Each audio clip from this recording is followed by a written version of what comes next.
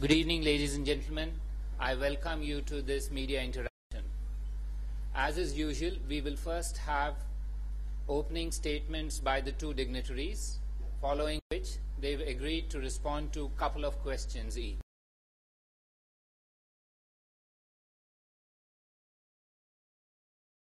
Srimati Sushma Swaraj to make her opening remarks.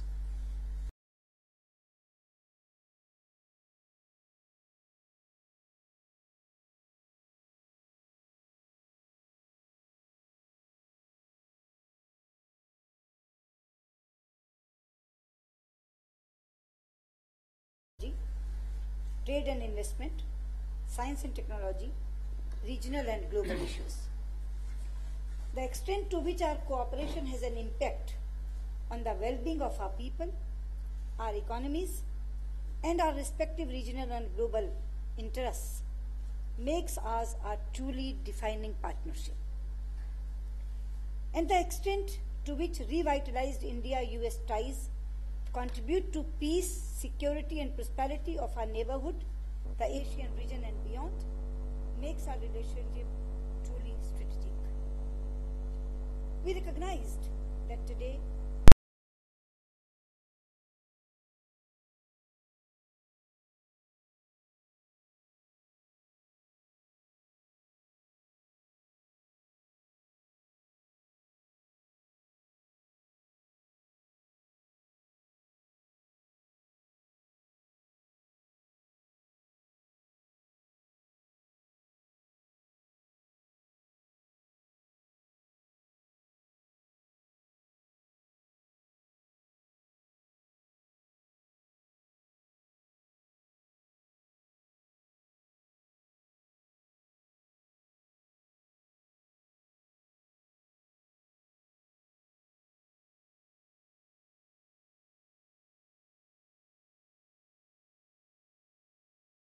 in skill development, in defense, and in science and technology. We also recognized that the regional and global aspect of our strategic partnership has great value for both sides, especially in the current situation of global and regional flux. We are delighted that there is a growing global dimension in our partnership. We agreed that the visit of Defense Secretary Hagel next Friday is an important opportunity to energize our defense partnership and begin the process of giving it a new strategic content. We also recognized that the maturing of our strategic relationship has given both sides the capacity to treat issues where we diverge as an opportunity for further conversation and dialogue. Towards this end, we discussed scheduling our long-pending commercial dialogue, our ministerial trade policy forum, and other vital dialogue mechanisms to address outstanding trade and economic issues that arise as a natural result of different perceptions. Today, at the conclusion of this fifth strategic dialogue, we can take satisfaction in the fact that within the few years since we raised our relationship to a strategic plane, our bilateral dialogue has an all-of-government character. The new energy that our meeting today has imparted to partner departments and ministries should lead to determined efforts to ensure that the summit meeting in September between Prime Minister Narendra Modi and President Obama raises our partnership to a new level. I want to thank our distinguished guests for their presence here in India. We appreciate their commitment to this partnership and the substantive contributions made on both sides today. While I am pleased at the current effort to build on the momentum of our elections, we can be truly satisfied if we sustain this effort to ensure the best possible outcomes from the summit this September and through the rest of the year. I will now request Secretary Kerry to address you, after which we'll take a few questions. Thank you. Well, thank you very much, Minister Swaraj. I want to thank you, first of all, for your leadership, and I particularly want to thank you for the important perspective you brought to the discussions here today, as well as your very, very generous welcome. Thank you very much. And in fact, the Minister was extremely generous and permitted me to make a number of must-do phone calls during our session, and I'm very grateful to her for her indulgence. I also want to acknowledge and thank the many members of the United States delegation who joined me here today. Secretary Penny Pritzker is as good a Commerce Secretary as you could ever find. And I'm blessed to have her not only as a friend, but as a colleague in this endeavor. And I saw firsthand today how important her leadership is in all that we are trying to undertake in science and technology, trade, all of our commercial activity and our economic issues. Before I begin to discuss what we've accomplished in the past few days, and it has been a few days because a number of members of our delegation arrived here several days ago and began meetings in Mumbai and here in Delhi. So there have been a lot of conversations taking place leading up to today. But I particularly wanted to share on behalf of President Obama and the United States our condolences with the families and the loved ones of the dozens of men and women who lost their lives in the Pune mudslide. There are many who remain missing. I know the Indian government is investing enormous resources and effort in order to engage in the recovery effort, and the United States certainly is prepared to do anything that we might be able to if indeed help was needed. I have been coming to India for many years. I've come here many times. In fact, I remember traveling here at the end of the Cold War, and it was a moment when nerves were still raw and suspicions still lingered. But as a senator, I began to see how the relationship could quickly change, and in fact did. When I began to travel to Delhi, Mumbai, and Bangalore with executives from companies in high-tech industries or in aerospace, it was very clear to me the breadth of the potential of the relationship between India and the United States, the potential of a real partnership. And I feel today, particularly after these 2 days of in-depth discussions, that the moment has never been more ripe to deliver on the incredible possibilities of the relationship between our nations. Now that India's new government has won an historic mandate to deliver change and reform, together we have a singular opportunity to help India to meet its challenge, to boost two-way trade, to support South Asia's connectivity, to develop cleaner energy, to deepen our security partnership in the Asia-Pacific and beyond. The United States and India can and should be indispensable partners for the 21st century. Of course, delivering on the potential of this moment is the key. The words are easy. It's the actions we need to take that will really define the relationship in the days ahead. And I think it's safe to say that I said to the Foreign Minister that we all have a lot of homework to do coming out of this meeting. Many bilateral initiatives that will continue, but clearly an importance to put specifics on the table for the trip of Prime Minister Modi to Washington in September to meet with President Obama. I think we share a clear understanding of where we can begin. The new government's plan for Sabka Saath, Sabka Vikas, together with all development for all, is a concept and a vision that is not unlike that expressed by President Obama, and it is one that we support wholeheartedly. Our private sector is very eager to be a catalyst for India's development, and our government will enthusiastically support those kinds of development efforts. The opportunities are really clear, and they're quite dramatic.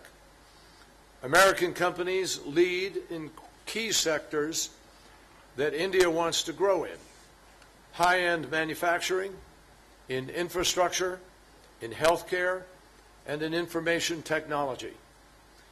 Still, we know we have a lot of work yet to do in breaking down barriers to trade and in encouraging the talent that we both have to be able to go to work. By limiting those obstacles, which we talked about over the course of these 2 days, whether they're tariffs or price controls or preferential treatment for certain products in large, influential markets, we can build a more competitive market as well as build the bridges of opportunity that our young people in both of our countries want so much. When 10 million Indians enter the workforce each year, the Indian government clearly understands this imperative. Another topic that we spent a great deal of time discussing today was climate change. In past months, we have begun to find more common ground on this important global issue. There is no place where the challenges posed by climate change and the economic opportunities of renewable energy converge like they do in India today. We want to help India to be able to meet this challenge, to make the connections, and to be able to help supply clean electricity to the 400 million Indians who today live without power. I know this is a priority for the Prime Minister, and it's a priority that we're prepared to try to share.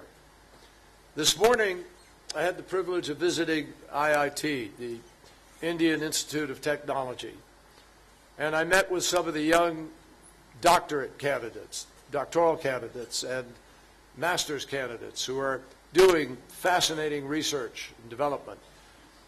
This is one of India's and the world's premier institutions where students and researchers and their professors, obviously, are experimenting and working with the use of biomass and algae as sources of green energy, also a new means of water treatment, cleaning water.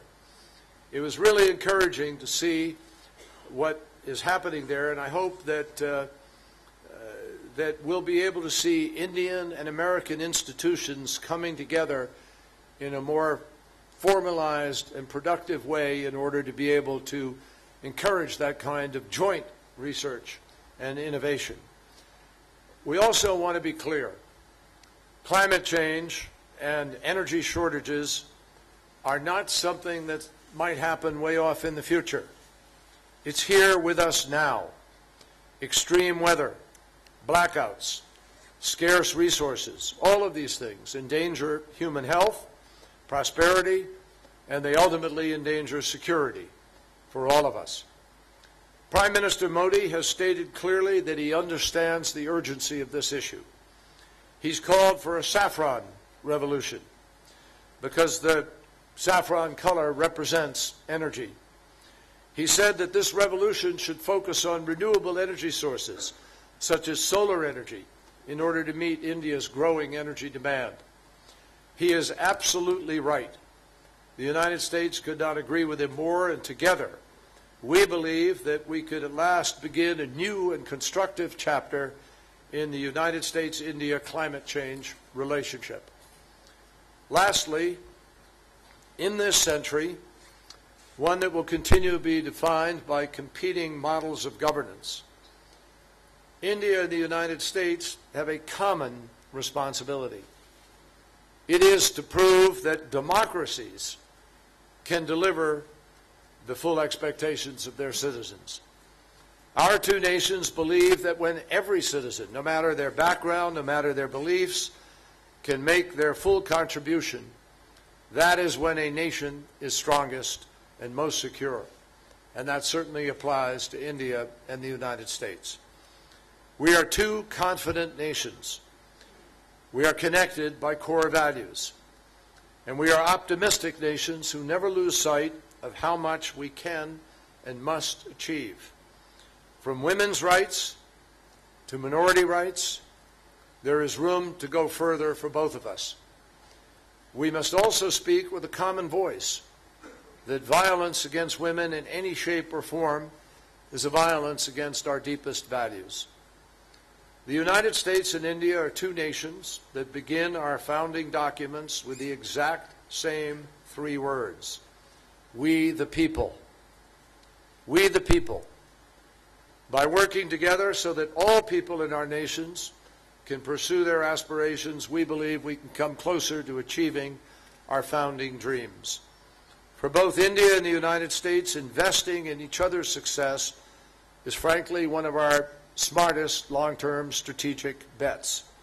We have the capacity, we have the resources, we have the open and resilient societies that can help us compete and win in an interconnected world, and we have remarkable and talented citizens in both of our countries waiting to do so.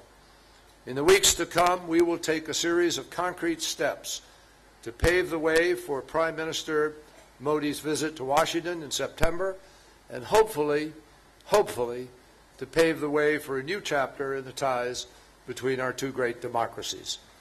And I'm also prepared to answer a few questions.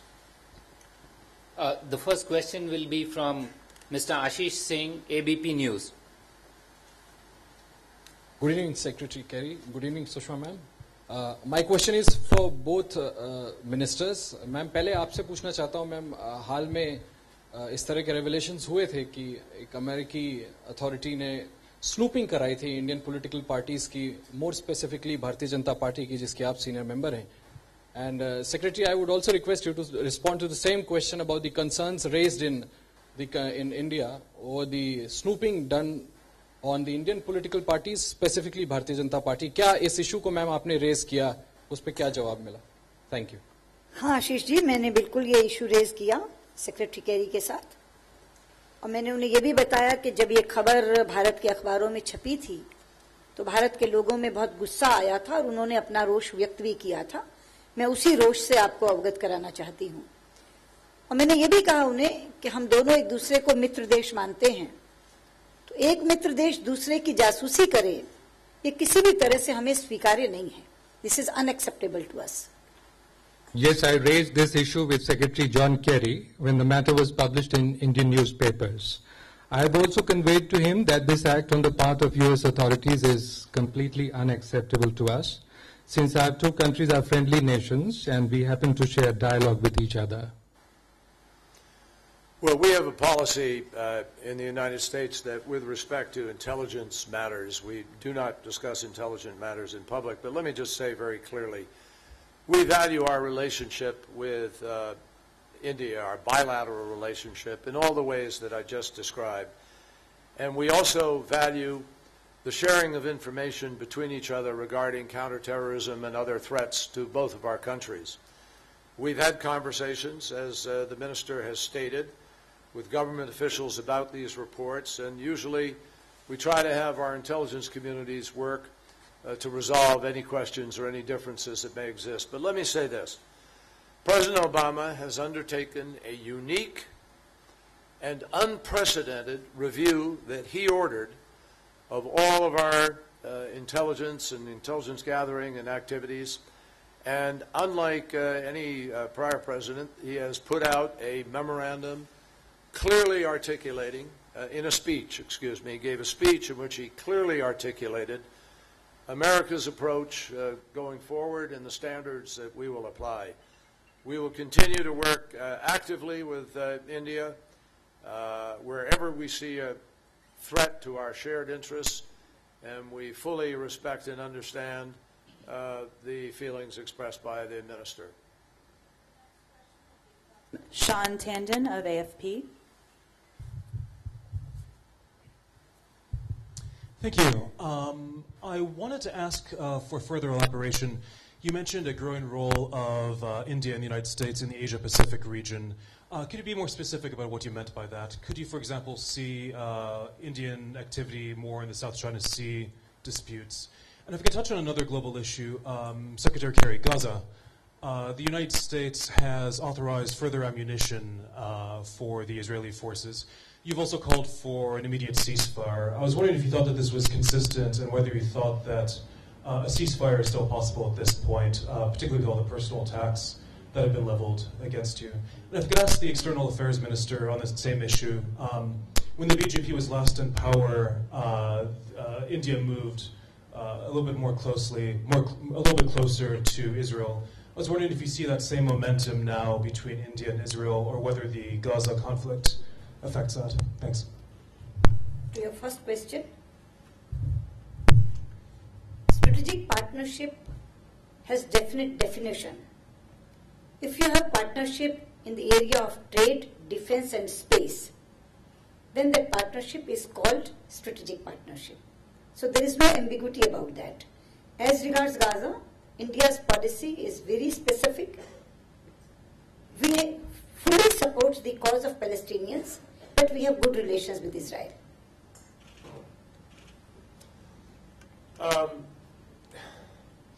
I just reaffirm what the minister just said. We have a very strong strategic partnership. It is evidenced by the fact that the United States supports India's hopes to be able to be a permanent member of the UN Security Council. That's something we support. We wouldn't support that if we didn't believe in the breadth of India's capacity and reach and in its values. And I talked about those values. We cooperate significantly on many different issues in the region: counterterrorism, Afghanistan, non-proliferation. India has been a significant, responsible steward of nuclear power, and those are things which we respect and obviously work with very closely. So there are a great deal of interests that tie us together, and we all acknowledge that there have been ups and downs in the relationship for some period of years, but much more ups and much more involvement over the past 10 and 15 years. And that's why I said we see this as such a ripe moment. Prime Minister Modi has clearly made it a prime objective to deal with the question of jobs, the question of reform, of providing efficiency, decisions and other kinds of things. He wants the market to be more accessible. They're considering different things that they need to share with you, but we're impressed by the breadth of their thoughts about the economic changes that are possible, and we certainly want to see those implemented. And we'll wait to see. The proof is always in the pudding, obviously. With respect to Gaza, we've never stopped working towards the notion that a ceasefire at some point is essential. Even today, I've been on the telephone, on the plane flying over here. We've been continuing discussions. And yes, the United States remains hopeful that it is achievable. And sooner is better because of the needs to get to the table and begin a negotiation that can ultimately, hopefully, resolve issues. There's no promise in that. I want to make that clear. No promise in that. But I think everybody would feel better if there was a bona fide effort to try to see that happen. The next question is from Lara Jakes of AP.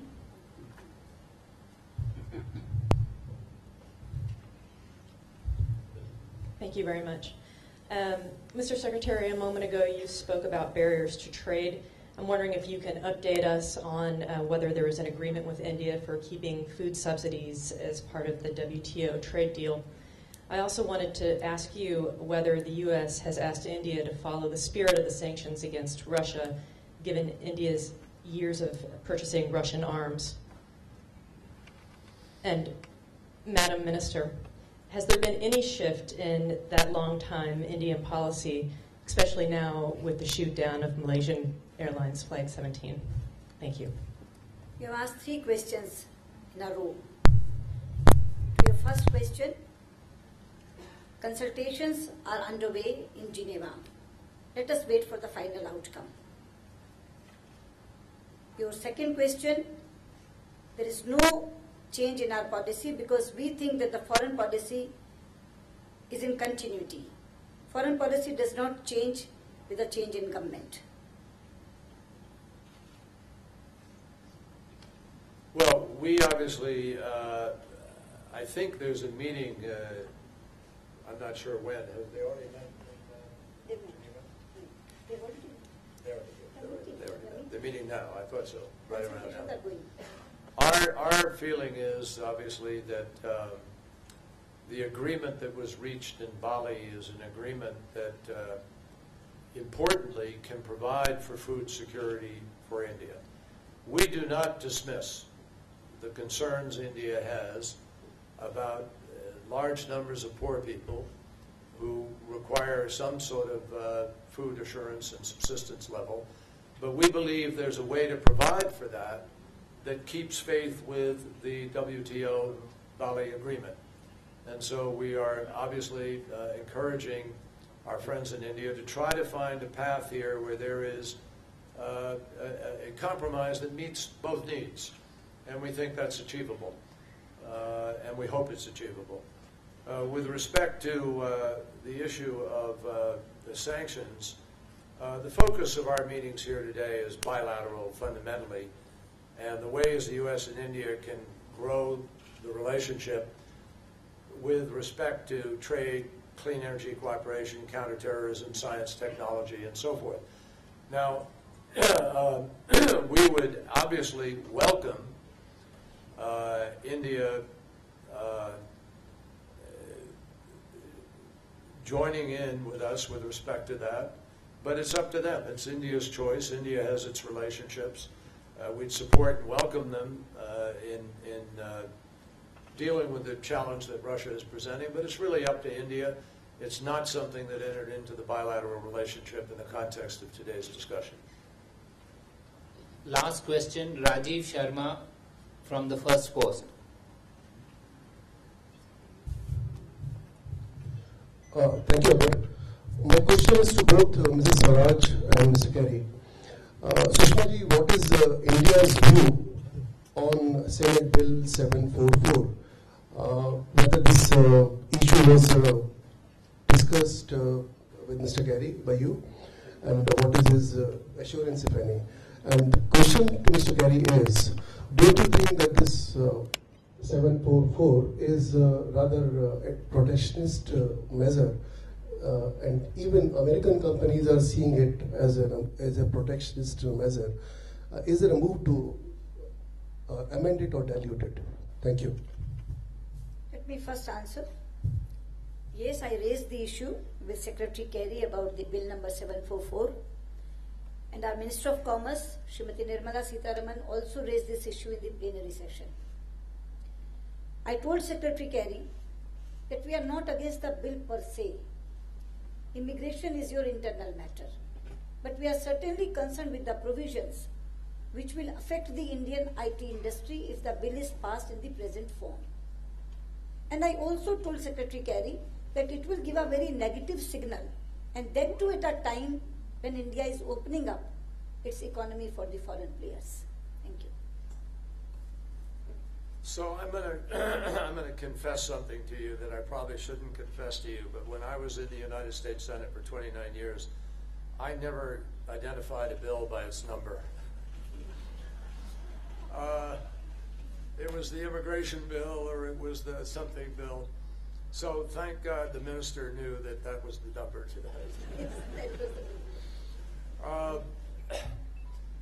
We did talk about the immigration bill, and it's a critical priority for President Obama, and we are very aware of the need to make sure that there are more people able to travel, more people able to become part of the commerce that we just talked about, all of these areas, including education and so forth. But the way it left the Senate leaves that in need of some amending. The House has not taken it up yet, and it really appears as if it won't, certainly before the election, which is in 3 months. The administration, President Obama, would support some changes that will deal with some of the issues that you've just raised and other issues. But at the moment, it does not appear as if this bill it will not move in the next several months. One has to hope that after the election is over, there may be the possibility of rebuilding support for it. It's a critical bill for us in many, many ways, way beyond those that you just articulated. And President Obama would really like to see it done as a matter of fairness, as a matter of morality, as a matter of commercial and business interest, as a matter of family interest. There are many compelling reasons for why this needs to pass, and I'm confident that at some point in time we will get appropriate immigration reform. Thank you very much. With that, we come to the end of this event.